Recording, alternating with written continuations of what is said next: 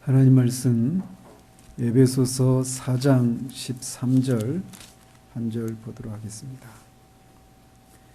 에베소서 4장 13절 한 절입니다. 하나님 말씀 받으실 때 자리에서 일어나 주시기 바랍니다. 하나님 말씀이 이러합니다. 우리가 다 하나님의 아들을 믿는 것과 아는 일에 하나가 되어 온전한 사람을 이루어 그리스도의 장성한 분량이 충만한 데까지 이루리니. 아멘.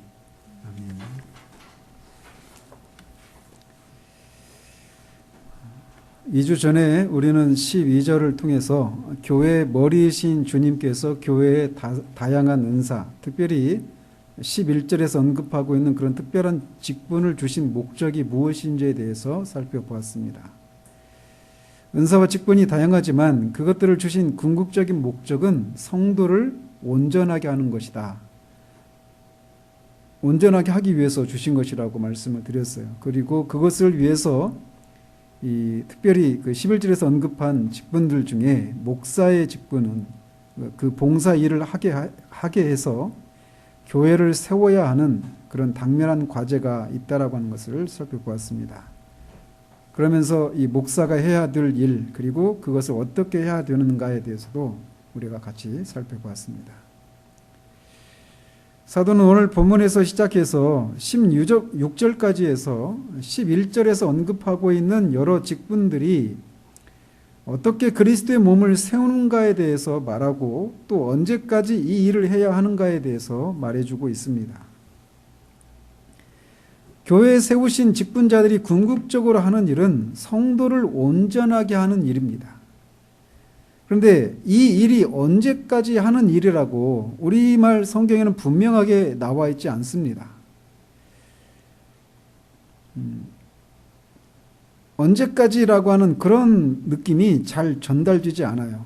그리고 우리말 성경에는 이 사도가 여기서 이 성도를 온전하게 하는 것의 어떤 구체적인 목표들을 세 가지를 제시하고 있는데 이것마저도 우리말 성경에는 마치 이렇게 두 가지처럼 우리가 읽을 수 있도록 이렇게 번역이 되어 있습니다. 그러나 세 가지를 제시하고 있어요. 첫째는 하나님의 아들을 믿는 것과 아는 일에 하나가 되는 것, 그리고 온전한 사람을 이루는 것, 마지막으로는 그리스도의 장성한 분량이 충만한 데까지 이루는 것. 이 세 가지 목표에 도달할 때까지 이 직분을 수행하는 것이다라고 말하고 있습니다. 그런데 마치 우리말 성경은 하나님의 아들을 믿는 것과 아는 일에 하나가 되어서 온전한 사람이 되는 것, 이렇게 하나인 것처럼 이렇게 번역이 되어 있는데 이 원어에 보면 뭐뭐 하도록을 나타내는 이 원어가 에이스라고 하는 단어인데 그게 세 가지가 사용되어 있어요. 그래서 믿는 것과 아는 일에 하나가 되도록, 온전한 사람이 되도록, 그리스도의 장성한 분량이 충만해지도록, 이렇게 에이스라고 하는 단어가 3번 사용되고 각각마다 컴마가 쉼표가 3번 등장을 하고 있습니다. 아무튼 이렇게 세 가지 목표를 제시하고 있습니다. 우리말 성경에는 이 13절 마지막이 이르리니라고 하는 이 말이 이르리니 이렇게 번역되어 있는데 정확하게는 도달한다 또는 달성한다 이런 의미가 담겨 있습니다. 그리고 이 이르리니라고 하는 말 속에는 때라고 하는 때를 가리키는 그런 의미가 우리말에는 잘 안 나타나 있죠. 그런데 원어에는 이 이르리니라고 하는 말이 도달할 때까지, 달성할 때까지 이런 의미가 담겨 있어요. 그래서 그 원어로는 매클이라고 하는 단어가 사용되어 있는데 영어로 그래서 until 뭐뭐 할 때까지라고 하는 그 until이라고 하는 단어로 이렇게 번역이 되어 있습니다. 그리고 우리말 성경에는 이 이르리니라고 하는 말이 문장의 끝에 나와 있지만 원어에는 앞쪽에 있어요. 그래서 이 뭐뭐 할 때까지라고 하는 이런 개념을 잘 살려서 원어를 직역하면 우리 모두가 하나님의 아들을 믿는 것과 아는 지식에 하나가 되고 온전한 사람을 이루고 그리스도의 장성한 분량이 충만해질 때까지 이런 의미가 이렇게 번역할 수 있어요. 이 세 가지 목표를 이루도록 11절에서 언급한 직분을 교회에 주셨다라고 말하고 있는 것이죠. 나중에 우리가 이 세 가지 목표가 각각 무엇을 의미하는가를 살펴보겠지만 이 목표가 이루어지는 것, 도달하는 것, 달성하는 때는 주님이 오실 때입니다. 즉 주님이 오실 때까지 이 세 가지 목표를 이루어서 성도를 온전하게 하는 그 일을 위해서 이 직분들을 주셨다라는 것이에요. 11절에서 말하고 있는. 따라서 그렇게 말하면 사도나 선지자나 복음 전하는 자들과 같은 직분도 이 세 가지 목표가 이루어질 때인 주님의 재림 때까지 있는 것인가? 이렇게 질문할 수 있지만 우리가 지난번에 살펴본 대로 이 사도나 선지자나 복음 전하는 자들이 갖춰야 될 그런 자격을 살펴보면 이들은 초대교회에만 있었던 그런 직분이고 나머지 한 직분이 있죠. 우리 교사나 목사는 결국 하나라고 그랬죠. 교사인 목사 이렇게 말할 수도 있어요. 따라서 그래서 이 목사의 직분은 주님이 오실 때까지 이 목표를 이루어서 성도를 온전하게 하는 일을 위해서 존재하게 되는 직분이다. 이렇게 말을 할 수 있습니다. 그러니까 천국에서는 주님이 오시고 나면 더 이상 여러분은 제 설교를 들을 필요가 없어요. 그리고 저도 안 해도 됩니다. 왜냐하면 이 세 가지 목표가 주님이 오시면 모두 이루어지기 때문에 그래요. 그렇다면 이제 이 세 가지 목표가 무엇을 의미하는지를 하나씩 살펴보도록 합니다. 먼저 사도는 이 세 가지 목표에 도달해야 하는 사람들을 우리가 다라고 말하고 있습니다. 하나님의 아들을 믿는 것과 아는 일에 하나가 되는 것, 온전한 사람을 이루는 것, 그리스도의 모든 장성한 분량이 충만한 데까지 이루는 것, 이것에 도달해야 될 사람은 사도나 선지자나 목사와 같은 특별한 직분을 수행하는 사람들에게만 해당되는 것이 아니라 우리 모두라는 거예요. 즉 이 편지를 쓰고 있는 사도 자신을 포함해서 11절에서 언급하고 있는 그 모든 직분자들 뿐만 아니라 이 편지를 받고 있는 에베소의 성도들도 모두 이 목표에 도달해야 한다라고 말하고 있는 것입니다. 여러 번 말씀드렸듯이 에베소의 성도들 중에는 많은 사람들이 노예들이었어요. 배우지 못하고 사회적으로 가장 비천한 신분에 속한 사람들이었던 그들조차도 모두 이 세 가지 목표에 도달해야 한다라고 말을 하고 있다는 것입니다. 오랜 세월 동안 교회는 목사와 평신도라고 하는 구분을 통해서 목사가 도달해야 하고 살아야 할 그런 삶과 평신도의 신앙의 목표 지점이 다르다라고 하는 생각을 해왔습니다. 우리나라의 평신도를 깨운다라고 하는 책으로 유명한 그 사랑의 교회를 설립했던 고 옥하는 목사님이 그 책 속에서 말하고 있듯이 한국교회가 평신도를 병신도로 만들었다 이렇게 비판하면서 평신도들에 대한 신앙 교육을 강조하면서 소위 제자훈련이라고 하는 것을 한국교회에 도입을 했었습니다.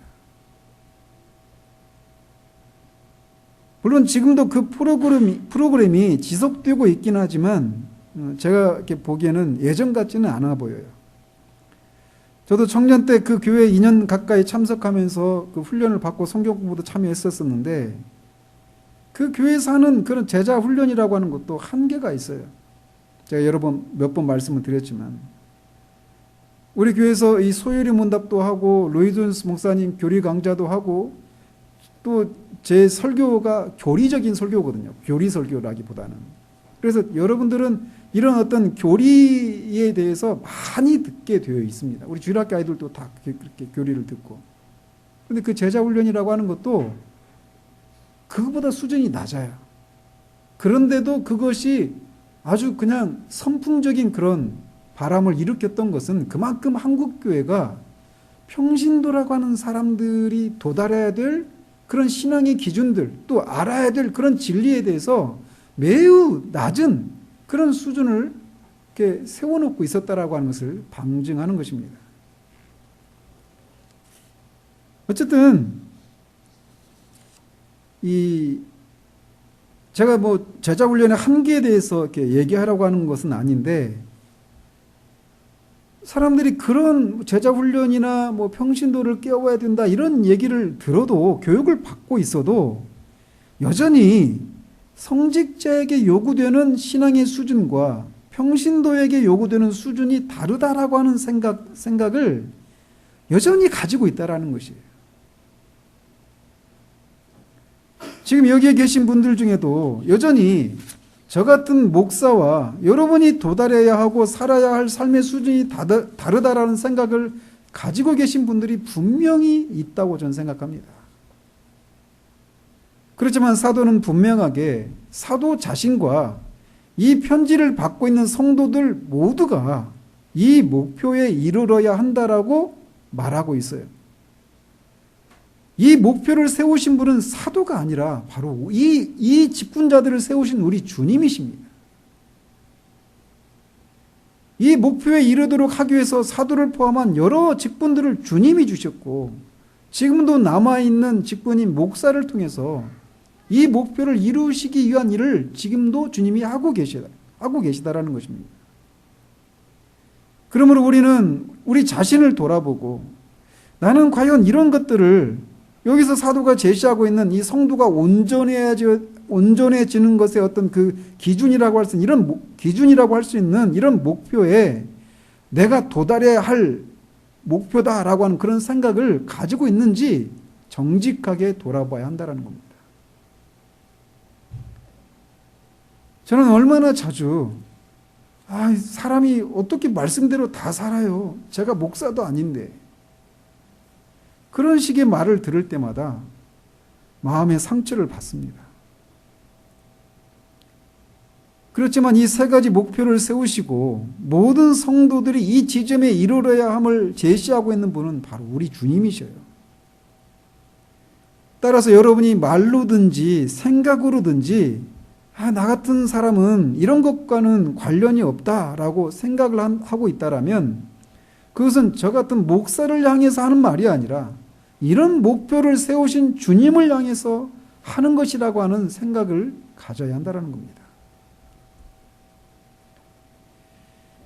그런데 이 세 가지 목표에 이르기 위해서 우리가 수동적으로 가만히 있어서는 안 된다라고 하는 개념이 여기 이르리니라고 하는 말 속에 담겨 있습니다. 말씀드린 것처럼 이르리니라고 하는 이 말은 목사나 성도가 가만히 시간이 지나면 자연스럽게 도달한다고 하는 그런 개념은 들어있지 않습니다. 이르리니라고 하는 말은 원어로는 카탄타오라고 하는 말인데, 말씀드렸던 것처럼 도달한다, 또 달성한다, 이런 뜻입니다. 따라서 이 단어는 무엇인가를 달성하기 위해서, 그 목표에 도달하기 위해서, 그것을 얻기 위해서 노력을 한다라고 하는 적극적인 의미가 담겨 있다라는 겁니다. 즉 목사나 성도가 이 세 가지 목표에 도달하기 위해서, 이 목표를 달성하기 위해서 적극적인 노력을 기울여야 한다라고 하는 개념이 들어있는 거예요. 그리고 이것은 목사뿐만 아니라 목사의 섬김을 받고 있는 여러분들에게도 해당이 된다라는 것입니다. 하나님의 아들을 믿는 것과 아는 일에 하나가 되기 위해서 적극적으로 노력해야 하고, 온전한 사람이 되기 위해서도 그렇고, 그리스도의 장성한 분량이 여러분 안에서 충만해질 때까지 지기를 위해서도 적극적으로 노력을 해야 된다라고 하는 개념이 들어있다라는 거예요. 그래서 목사는 지난번에 살핀 대로 참된 복음을 열심을 내어서 근실하게 전해야 할 뿐만 아니라 성도들 역시도 그 말씀에 적극적으로 반응해야 한다라는 것입니다. 사도 베드로가 말한 것처럼 신령한 젖을 사모해야 돼요. 왜냐하면 성도가 온전해지는 길은 하나님의 말씀을 통해서 가능하기 때문에 그렇습니다. 그러므로 여러분의 말씀 생활을 정직하게 돌아보시기 바랍니다. 일주일에 한 번 교회에 나와주는 것으로 여러분의 의무를 다하는 것이 결코 될 수가 없어요. 주일에 단 한 번의 설교로 우리가 온전해질 수 있다. 그건 천부당 만부당한 생각이죠. 그래서 우리는 개인적으로 성경을 읽고 연구하는 일을 하고 도움이 되는 책들을 읽고 또 설교를 반복해서 듣고 배우는 일에 열심을 내야 합니다. 무엇보다 이런 열심은 신앙의 목표가 무엇인지에 대해서 알고 그것을 소망하고 추구할 때에야 가능한 것입니다. 그것을 위해서 주님은 저 같은 목사를 여러분을 위해서 세우신 것이에요. 그래서 이 일은 서로 돕는 요소가 있는 거예요. 음식을 준비하는 주부가 가족들이 준비한 음식을 맛있게 먹고 고맙게 먹을 때 더 신나고 보람을 느껴서 또 새로운 음식을 내어주는 것처럼 목사와 회중과의 관계도 그런 관계여야 한다는 것입니다.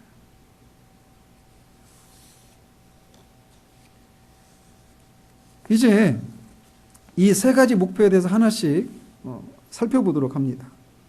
먼저 사도는 하나님의 아들을 믿는 것과 아는 일에 하나가 되는 것이 봉사의 일이 목표하는 것이라고 말합니다. 우리는 이미 4장 5절에서 모든 그리스도인은 한 믿음을 가진 사람이라고 하는 사실에 대해서 살펴보았습니다. 무엇보다도 하나님의 아들을 믿는 믿음에 있어서 모든 그리스도인은 동일한 내용을 가지고 있어야 합니다. 구원에 이르는 데 있어서 필수적인 교리에 대한 동의가 없이 그리스도인이 될 수는 없어요. 특별히 그리스도의 인격과 그가 하신 일을 믿는 믿음으로만 의롭게 된다라고 하는 이 교리에 있어서 모든 그리스도인은 동의가 이루어진 사람들입니다. 그런 면에서 우리 모두는 하나님의 아들을 믿는 것에서 하나가 되어 있다라고 할 수 있어요. 그런데 지금 사도가 여기서 말하고 있는 것은 그런 의미로 하나가 되는 것을 말하고 있지 않다라는 겁니다. 또 모든 그리스도인은 하나의 믿음을 가지고 있을 뿐만 아니라 모든 그리스도인은 하나님을 아는 지식도 소유하고 있습니다. 여기서 사용하고 있는 아는 것이라고 하는 것은 매우 강력한 의미를 담고 있는 단어입니다. 원어로 에피그노시스라고 하는 단어인데 이거는 직접적인 접촉을 통해서 얻은 지식, 즉 체험적이고 경험적인 지식을 가리키는 거예요. 그런데 사도는 바로 여기에서 지금 모든 그리스도인들이 하나님의 아들을 경험적으로 아는 지식에 있어서 하나가 되어야 한다. 이걸 말하고 있지 않아요. 그리스도 하나님의 아들을 믿는 믿음이 하나여야 되고 하나님의 아들을 아는 지식도 하나여야 한다. 즉 성도들 간에 그런 믿음, 성도들이 가지고 있는 믿음과 지식이 서로 간에 하나여야 한다. 이런 걸 말하고 있지 않다라는 겁니다. 왜냐하면 우리 각자가 마지막에 도달했을 때에도 하나님의 아들에 대한 믿음이나 지식의 정도는 다 서로 다릅니다. 지식의 정도나 분량이 있어서는 말이에요. 이것은 우리의 성품이 영혼 속에서도 서로 다른 존재로 여전히 존재하는 것과 같습니다. 따라서 사도가 여기서 말하고 있는 것은 한 사람 안에서 하나님의 아들을 믿는 것과 아는 일에 하나가 되어야 한다라고 하는 것을 의미하는 거예요. 서로 간에 그 믿음과 지식의 정도가 하나여야 한다 이런 게 아니라 한 사람 안에서 하나님의 아들을 믿는 것과 아는 일이 하나가 되어야 한다라는 것입니다. 이렇게 하나님의 아들을 믿는 것과 아는 일이 하나가 되어 있지 않는 이유는 하나님의 아들을 믿는 것과 경험적으로 아는 일이 있어서 이렇게 어떤 차이가 있기 때문에 그래요. 믿는 것과 그것을 실제적으로 경험을 통해 아는 것은 다릅니다.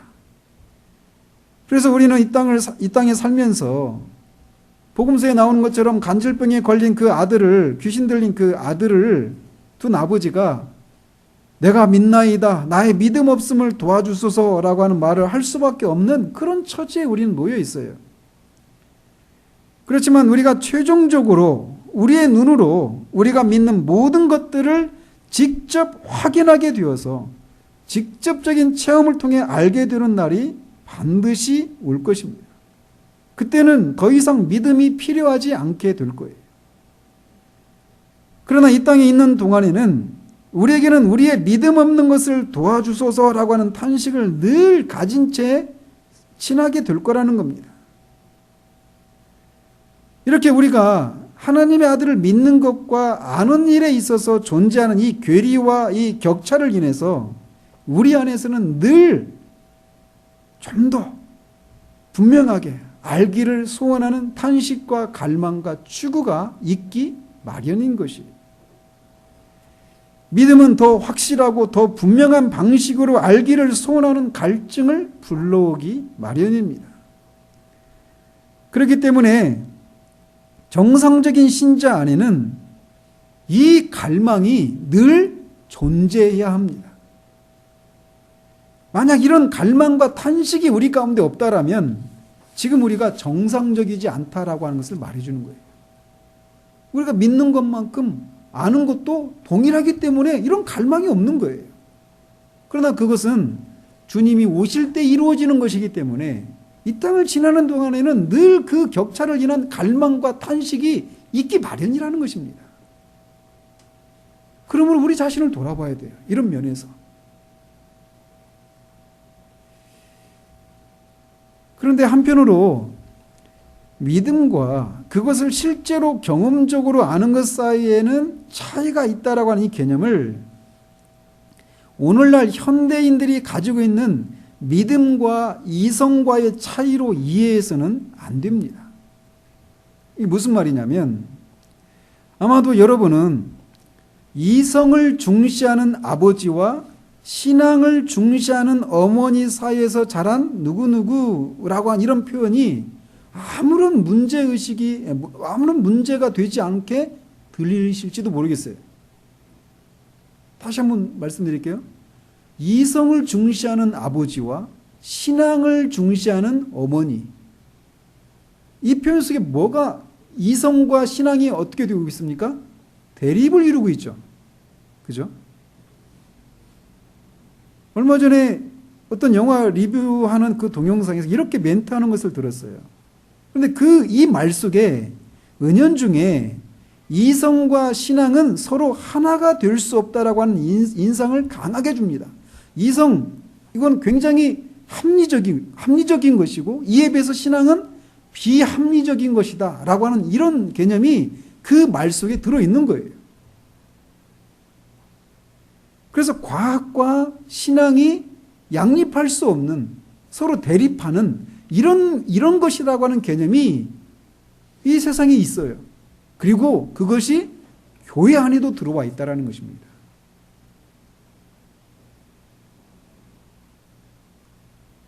현대인들이 이성은 합리적이고 신앙은 비합리적인 것이다. 비이성적인 것이다. 라고 하는 그런 생각을 갖게 된 처음의 시작은 칸트라고 하는 철학자예요. 그리고 그 뒤에 헤겔, 그 뒤에 키에르케고르라고 하는 실존주의 철학자에 의해서 이 세상이 고착화가 되어버렸습니다. 그래서 모든 현대인들은 이 생각에 젖어 있어요. 제가 철학을 잘 아는 사람도 아니지만, 그리고 이 시간에 철학에 대해서 막 논하고 이럴 시간도 아니어서 간략하게만 말씀을 드리면, 철학자들이 이런 칸트나 헤겔이나 키에르케고르나 이런 철학자들 아마 이름도 들어보지 않을 수도 있어요. 근데 우리가 이름도 들어보지 않았을 수도 있는 이 철학자들이 말한 이 얘기들이 우리와는 무관하냐? 우리의 신앙생활과는 무관하냐? 그렇지 않다라는 겁니다. 이 철학자들이 이 세상이 미술을 통해서, 그리고 음악을 통해서, 그리고 일반 대중문화를 통해서, 그리고 최종적으로는 신학에 영향을 미칩니다. 프란시스 셰퍼라고 하는 목사님이 이거를 얘기해요. 전적으로 동의합니다. 그래서 우리가 이 철학자의 사상을 직접 접하지는 않지만 우리가 늘 접하는 이 대중문화나 음악이나 미술 이런 것들을 통해서 이런 영향들이 신학에 영향을 미치고 그 신학이 교회 안으로 들어오는 거예요. 그래서 여러분, 교회 안에서 믿음이 좋다 또는 안 좋다, 믿음이 크다, 믿음이 작다라고 말할 때 어떤 생각들을 합니까? 이번 주에 어떤 그 시사 프로그램에서 그 여의도 순복음교회와 관련된 그런 고발 뉴스를 보게 되었는데 그 동영상에서 조영희 목사님이 그렇게 얘기해요. 하나님께서 나를 잘 살게 만들어 주신다. 이렇게 말하면 거기 있는 수만 명의 성도들이 아멘 합니다. 저는 이 멘트가 오늘날 교회에 다니는 사람들이 믿음에 대해서 어떻게 생각하는지를 압축적으로 잘 보여주고 있다고 생각해요. 현대 기독교인들 중에 상당수는 믿음은 자신들이 바라는 것들이 반드시 이루어진다고 강하게 확신하는 것이라고 하는 생각을 가지고 있습니다. 그래서 믿음이 좋고 나쁘고 혹은 믿음이 크고 작은 것의 구분은 자신이 바라는 것을 얼마나 크게 잡는가에 달려 있어요. 내 지경을 넓혀달라는 야베스의 축복이라고 하는 해교의 망측한 가르침과 내 입을 크게 벌리라고 하는 이런 성경 구절들을 자의적으로 적용하는 것이 맞물려서 우리 시대의 상당수는 믿음을 내가 되고 싶고 내가 바라는 것을 최대한 크게 바라고 그것이 반드시 이루어진다고 굳게 믿는 것, 그게 믿음이라고 생각해요. 그래서 성도들 간에 이 집사님 믿음이 왜 이렇게 작아? 이렇게 말을 할 때는 그 집사님이 바라고 있는 것, 하나님께 요구하고 있는 것이 작을 때 그런 얘기를 하는 거예요. 너무 소박하고 작은 것들을 바라고 있을 때 믿음이 작다. 이렇게 얘기하는 거죠. 말씀드린 것처럼 철학이라고 하는 것이 단순히 철학자들의 세계에서만 회자되고 우리같이 땅에 발을 딛고 살아가는 사람들과는 무관하다고 생각해서는 안 되는 이유가 바로 여기 있는 거예요.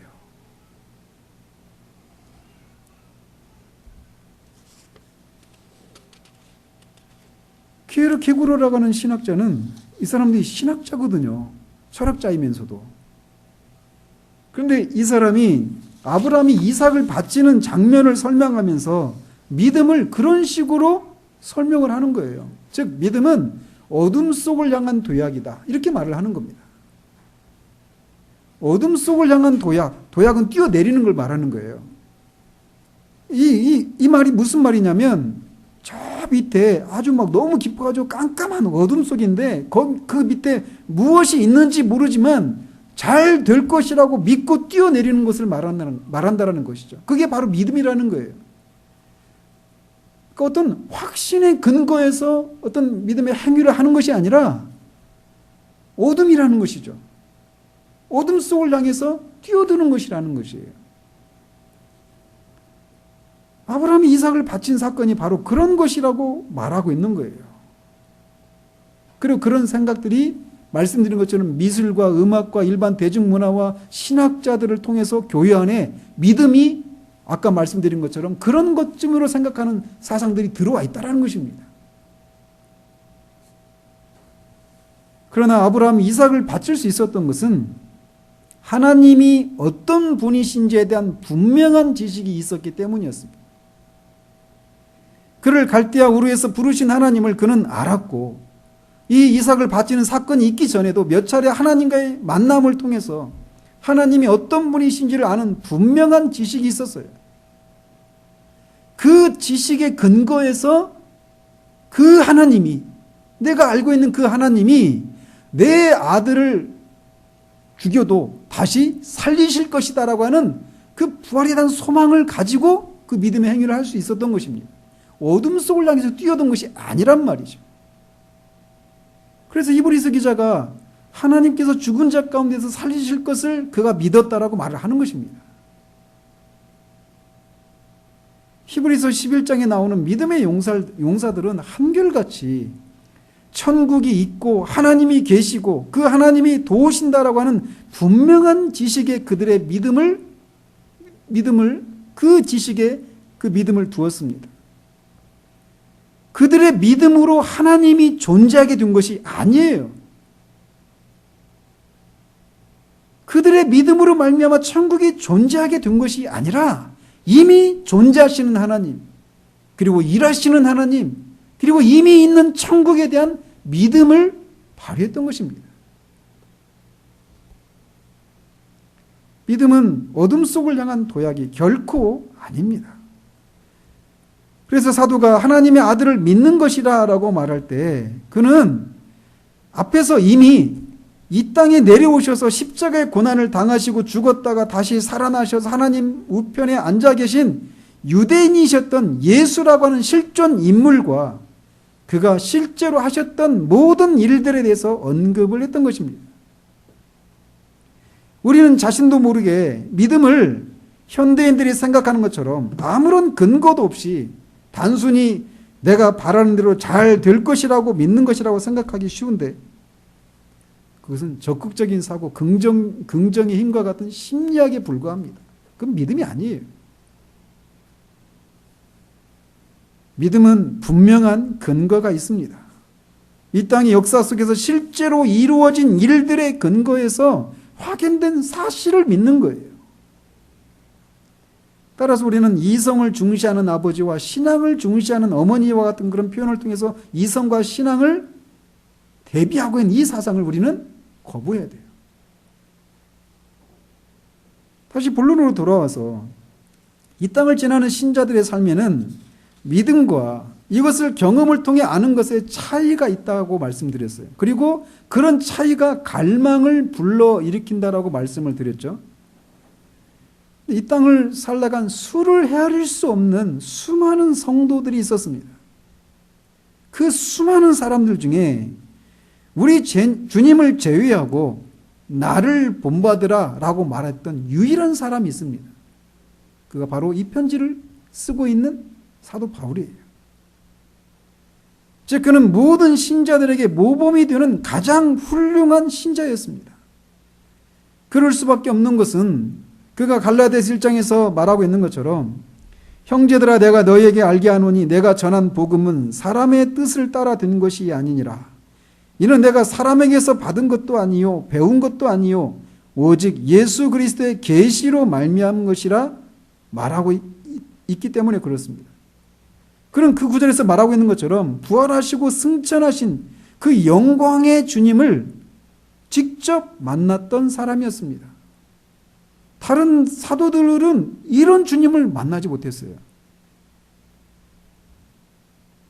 부활하신 주님을 만났지만 승천하셔서 낮에 정오의 햇빛보다 7배나 더 밝은 그 영광 중에 계신 주님을 만나지 못했어요. 그리고 그 주님으로부터 직접 이 복음을 듣지 못하고 그 전에 들었던 것들을 성령을 통해서 깨닫게 된 거죠. 사도 바울과는 달라요. 사도 바울은 그런 사람이었습니다. 뿐만 아니라 그는 3층천에 올라가서 말로 표현할 수 없는 비밀한 것들을 목도했던 사람이었고 수없이 많이 성령과 주님으로부터 직접 인도하심을 받고 위로와 격려를 받았던 사람이었습니다. 그는 그리스도를 믿는 일에 있어서 다른 모든 사람을 능가하는 사도였을 뿐만 아니라 그리스도를 경험적으로 아는 지식에 있어서도 모든 사람을 뛰어넘는 사도였습니다. 그런데 그에게 이렇게 믿음과 하나님의 아들을 아는 믿음과 하나님의 아들을 믿는 것과 아는 것에 가장 뛰어난 신자였던 사도가 빌립보서 3장 10절 14절에서 이렇게 말을 한다라는 거예요. 내가 그리스도와 그 부활의 권능과 그 고난에 참여함을 알고자 하여 그의 죽으심을 본받아 어떻게 해서든지 죽은 자 가운데서 부활에 이르려 하노니 내가 이미 얻었다 함도 아니요 온전히 이루었다 함도 아니라 오직 내가 그리스도 예수께 잡힌 그것을 잡으려고 달려가노라. 형제들아, 나는 아직 내가 잡은 줄로 여기지 아니하고 오직 한 일, 즉 뒤에 있는 것은 잊어버리고 앞에 있는 것을 잡으려고 표대를 향하여 그리스도 예수 안에서 하나님이 위에서 부르신 부름의 상을 위하여 달려간다 라고 말합니다. 여기 10절에서 그 부활의 권능과 그 고난의 참여함을 알고자 하여 라고 말할 때 그 안다라고 한 말이 이 에베소에서 사용된 그 단어예요. 여기에서 에베소의 단어가 나오는 거예요. 제가 읽어드리지 않았지만 그는 앞에 9절에서 그리스도를 믿는 믿음을 그는 분명히 소유했다라고 밝히고 있습니다. 그럼에도 불구하고 그리스도와 그 부활의 권능과 그 고난의 참여함을 직접적으로 알고자 갈망을 합니다. 그는 성경을 기록하고 모든 교회를 가르치고 모든 성도들을 세워줄 만한 믿음과 지식을 이미 소유한 사람입니다. 그럼에도 불구하고 그는 이미 얻었다 함도 아니요 온전히 이루었다 함도 아니라 라고 말을 합니다. 그가 도달한 지점은 다른 사람들에 비하면 감히 쳐다볼 수 없을 정도의 높은 경지에 이미 도달해 있습니다. 그럼에도 불구하고 그는 자신은 아직 아니다라고 말하고 있는 거예요. 그는 이미 수없이 많은 체험적인 지식을 소유하고 경험했음에도 불구하고 아직도 배고파합니다.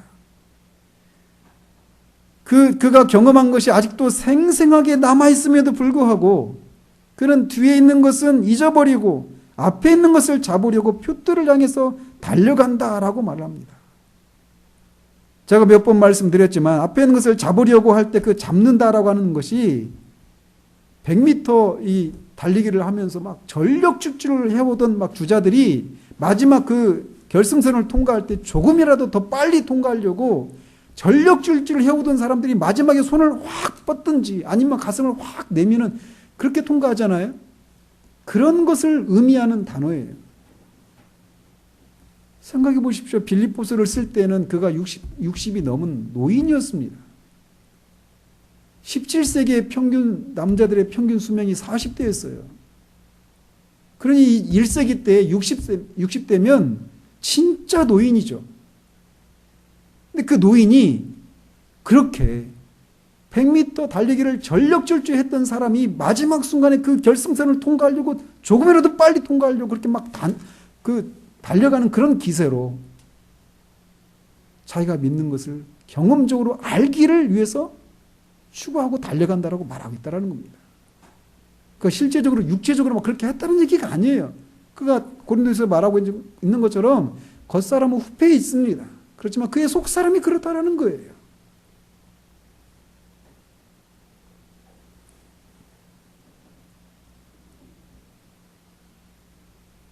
이 경험적으로 아는 지식은 하나님의 아들을 믿는 믿음을 더 확신하게 해줍니다. 그 믿음이 더 커지는 거죠. 그리고 이 믿음은 또 직접적인 경험을 통해 직접 알고 싶어하는 갈망을 불러일으킵니다. 이게 서로 선순환적인 그런 역할을 하는 거예요. 그리고 이런 삶은 이 땅의 삶을 마칠 때까지 지속되는 삶의 모습이라는 겁니다. 우리는 주님이 오실 때 하나님의 아들을 믿는 것과 아는 것에서 있는 그 모든 차이들이 사라지게 되는 것을 경험하게 될 겁니다.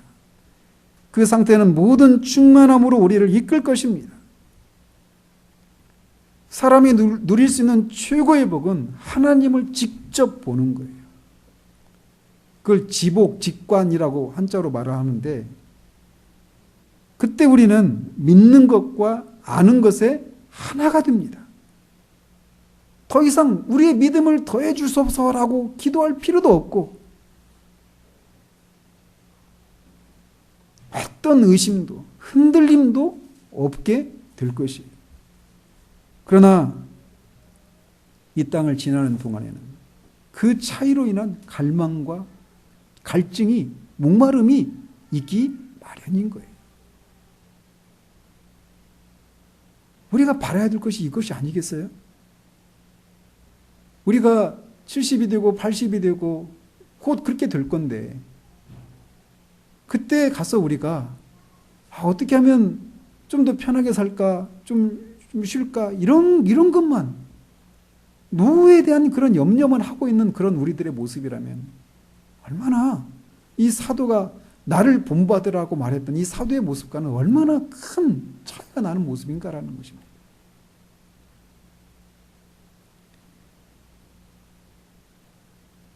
하나님의 아들을 믿는 것과 아는 일에 하나가 되는 것, 이 목표를 향해서 성도들이 나아가도록 하기 위해서 주님이 교회에 목사를 두신 거예요. 이어서 사도는 온전한 사람을 이루는 것이 또 하나의 목표라고 말을 합니다. 온전한이라고 하는 것은 완전한 또는 성숙한 이런 뜻입니다. 그런데 여기서 이 문맥상 여기서 말하는 온전한 사람은 이 공동적이고 이 전체적인 개념으로 바라보는 것이 맞습니다. 교회는 하나의 유기체, 즉 그리스도의 몸으로 비유하고 있어요. 그래서 사도는 앞에 2장 15절에서 이렇게 말을 합니다. 법조문으로 된 계명의 율법을 폐하셨으니 이는 이 둘로 즉 유대인과 이방인으로 자기 안에서 한 세 사람을 지어 화평하게 하시고 이렇게 말을 했는데 그 구절에서 말하는 한 세 사람 이건 한 개인을 말하는 게 아니죠. 유대인과 이방인으로 구성된 한 세 사람이니까 이건 결국 한 인류, 새로운 인류, 즉 교회를 가리키는 거예요. 근데 교회를 이렇게 사람이라고 표현하고 있다는 거죠. 세 사람, 새로운 인류로. 또 고린도전서 12장 12절에서는 몸은 하나인데 많은 지체가 있고 몸의 지체가 많으나 한 몸임과 같이 그리스도도 그러하니라 이렇게 말을 하고 있어서 그리스도의 몸인 교회는 비록 이 몸이 여러 지체로 이루어져 있지만 몸은 하나이잖아요. 그런 것처럼 교회를 이루고 있는 성도들은 많지만 교회는 하나다 이런 개념이에요. 즉 한 사람이다 이렇게 말할 수 있다는 것입니다. 즉 그리스도는 교회의 머리이시고 교회는 그의 몸이고 신자들은 그 몸의 지체들이어서 교회에는 많은 사람들이 있지만 전체적으로는 하나다 이렇게 말할 수 있다는 겁니다. 그래서 그리스도를 교회의 신랑이라고 말하고 교회를 그리스도의 신부라고 말하는 거예요. 그러니까 우리 한 사람 한 사람을 따지면 굉장히 많은 신부들이 있잖아요. 그런데 신부 단수를 사용한단 말이에요. 왜? 공동적이고 전체적인 개념이기 때문에. 따라서 여기서 말하는 온전한 사람을 이루어 이 얘기는 온전한 교회를 이루어 이런 뜻이란 말이죠. 그렇지만 교회가 온전해지는 것은 결국은 교회를 구성하고 있는 한 사람 한 사람의 성도들이 온전해지는 것을 통해서 이루어진다라고 하는 것도 부인할 수 없는 사실입니다. 이 사실은 우리에게 위로가 됩니다.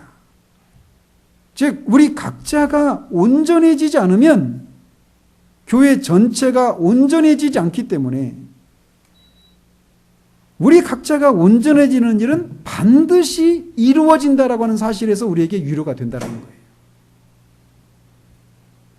조금의 결함이나 흠이 있는 부분이 있다면 전체가 결함이나 흠이 있는 것이 되고 맙니다. 이거는 교회를 구성하는 이 사람의 숫자에 있어서도 그렇고 구성하고 있는 구성원들 모두의 그 온전함의 정도에 있어서도 동일하게 적용될 수 있습니다. 그래서 단 한 사람이라도 누락이 되는 일이 있어서는 안 돼요. 그리고 교회를 구성하고 있는 모든 사람에게서 조금의 결함이나 부족함이 있어서는 안 된다는 것입니다. 따라서 교회가 온전해지는 이 일 속에는 우리 한 사람 한 사람의 온전함이 반드시 포함되어 있습니다. 몸이 없는 머리나 머리가 없는 몸을 우리는 생각할 수 없습니다. 따라서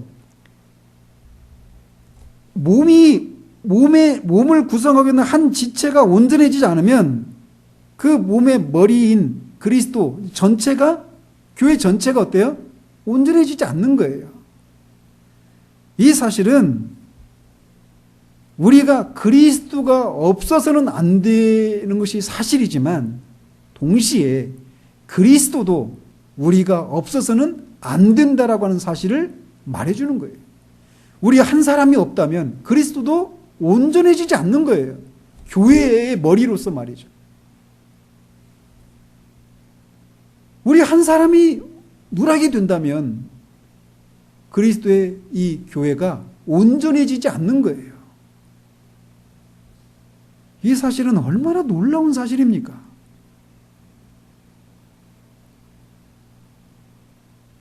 주 예수 그리스도가 없이는 우리가 살 수 없다라고, 소망이 없다라고 말하잖아요. 근데 반대로 그리스도도 우리를 향해서 그렇게 생각하신다라는 거예요.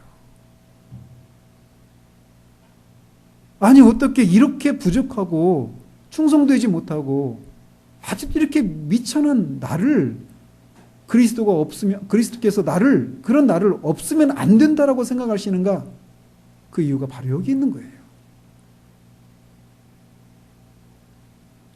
오히려 있잖아요.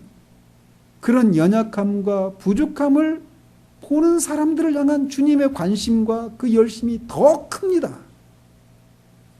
우리의 자녀들 중에 뭐 부모가 잘 이렇게 건사하고 이렇게 돕고 막 하지 않아도 잘 가는 자녀들에 비해서 하나하나 다 챙겨야 되고 이런 자녀들을 향해서 더 마음이 가죠. 그런 이치.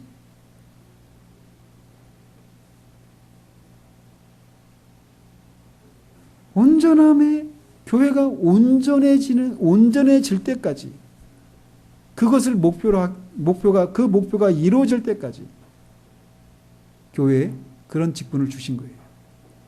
마지막으로, 그러면 교회가 온전함에 이르렀다고 하는 그 기준이 뭐냐? 그리스도의 장성한 분량이 충만한 데까지 이르는 것이다라고 사도는 말합니다. 여기서 분량은 키 있잖아요. 사람의 키. 그리고 나이로 번역할 수 있습니다. 그러니까 문자적으로는 이 땅에 사셨던 그리스도의 장성한 키에 이를 때까지. 그러니까 키가 어느 정도 막 성장하다가 딱 멈추잖아요. 그죠? 근데 그리스도가 완전히 키가 딱 성장을 멈출 때까지, 그 정도까지.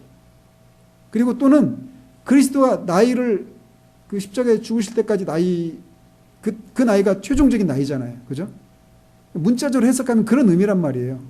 그러니까 결국은 그리스도께서 이르신 그 완전함에 이르는 것, 그것이 온전함의 기준이라는 거예요. 그렇다고 해서 우리 모두가 똑같이 된다라고 하는 것을 말하는 것은 아닙니다. 말씀드린 것처럼 몸은 하나이지만 그 몸에는 많은 지체가 있어요. 그리고 그 지체는 손과 발과 뭐 다 다릅니다. 우리가 나는 그 지체 중에 어디쯤 무엇에 해당될까? 이런 거 뭐 염려할 필요 없습니다. 어쨌든 우리는 그 몸을 이루고 있는 한 지체인 것은 분명해요. 우리가 그리스도를 믿는다라면 말이죠. 중요한 것은 우리가 각자의 분량에 맞게 그리스도의 장성한 분량이 충만한 데까지 이른다라고 하는 사실입니다.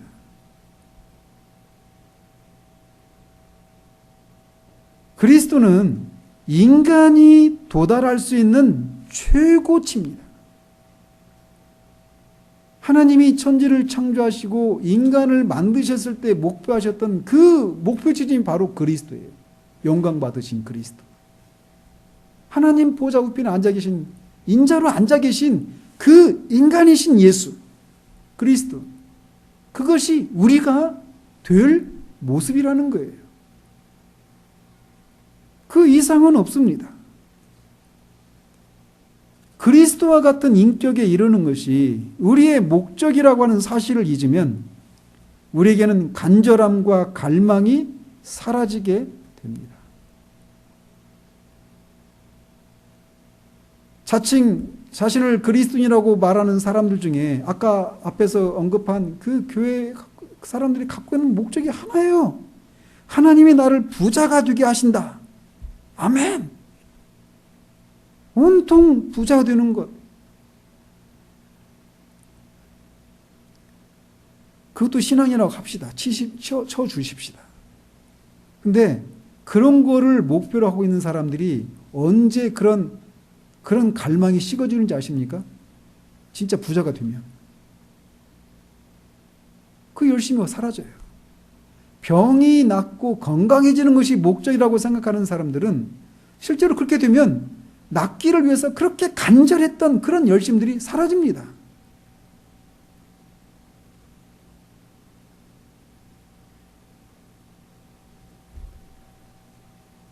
아니면 이런 현세적인 것들을 목표로 하지 않는 경우에도 앞에서 사도가 빌립보서에서 보였던 그런 갈망과 열심이 사라진 그런 모습들을 우리는 얼마든지 찾아볼 수 있어요. 그렇지만 우리가 그리스도의 온전함에 이르는 것이 우리의 목표라고 하는 것을 기억한다면 우리는 거기에 미치지 못하는 우리들의 모습과 우리가 다다라야 할 지점과의 괴리에서 오는 선한 갈망이 새롭게 된다라는 것입니다. 앞에서도 말씀드린 것처럼 이 편지를 받고 있는 사람들의 상당수가 노예들이었습니다. 겉으로 보여지는 모습은 정말 비천한, 정말 누추한 사람들이에요. 그들의 말이나 언행이나 그 모든 것들이 다 천합니다. 그런데 누가 그런 그들을 향해서 왜 그렇게 누추하고 천박하게 말하고 행동을 하냐라고 탓합니까? 그런 걸 기대하지 않아요. 그런데 그런 사람들을 향해서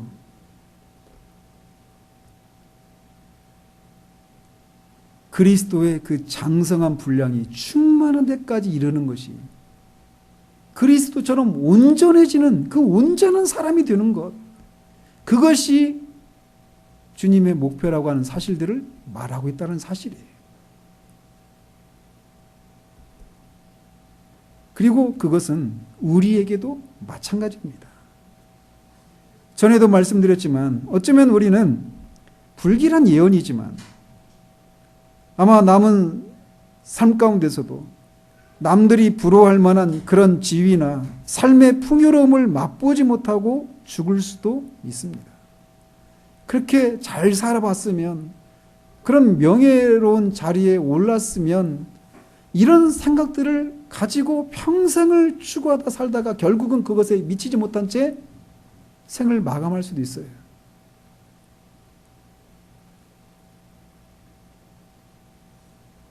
그렇지만 한 가지 분명한 사실이 있습니다. 그것은 우리가 그리스도처럼 온전해질 것이라는 사실이에요. 더 이상 온전해질 수 없는 완전함에 이르게 될 것입니다. 그러니 이런 소망을 가진 사람답게 모든 죄와 불의에서 우리를 깨끗하게 해야 합니다.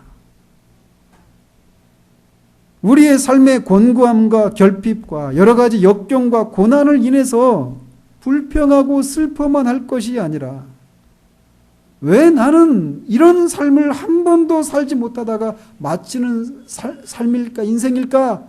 라고 하면서 불행하다고 생각하며 슬퍼하면서 보낼 것이 아니라 이런 모든 것을 통해서 우리를 온전함에 이르게 하실 주님을 바라보아야 한다는 거예요.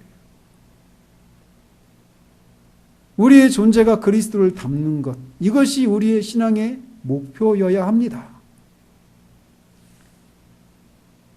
오늘 제가 결혼 기념일이거든요. 벌써 18년을 살았는데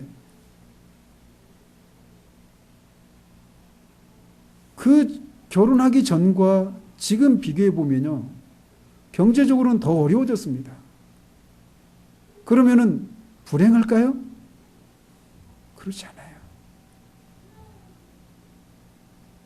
분명히 단언컨대 저는 18년 전에 제 모습보다 18년이 지난 지금이 더 성숙해졌다고 생각해요. 아직 온전하지 않죠. 많은 부분에서 연약함이 있고 부족함이 있어요. 그런데 그 전에 비하면 만약 우리가 무엇인가를 소유하고 무엇인가를 누리는 것으로 우리의 삶의 목표를 삼고 신앙의 목표를 삼는 동안 우리는 끊임없이 무엇이 없고 부족한 것 때문에 불행하고 슬퍼하고 어떤 만족도 누리지 못한 채 살아가다가 알렉산더 대왕이 죽을 때 밖으로 손을 내놓고 죽었다 그러잖아요. 아직도 더 차지할 땅이 남아있는데 그걸 다 차지하지 못하고 죽으니까 손을 내밀고 죽는 거예요. 아마 우리는 그렇게 죽을 수도 있어요.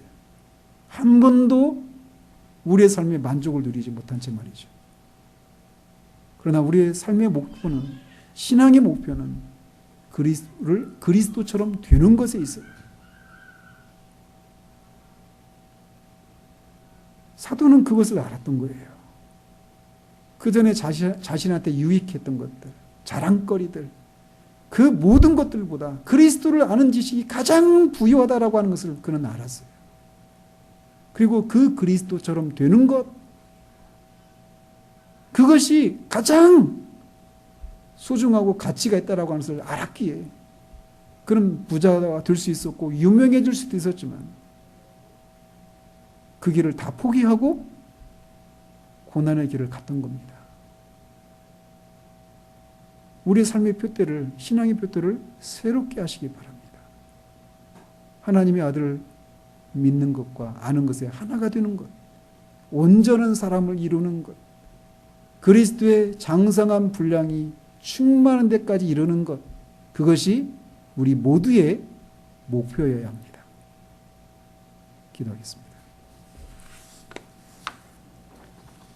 하나님 아버지, 우리가 얼마나 자주 우리의 삶의 표대가 무엇인지를 잊고 살아가기 쉬운 존재들인지요.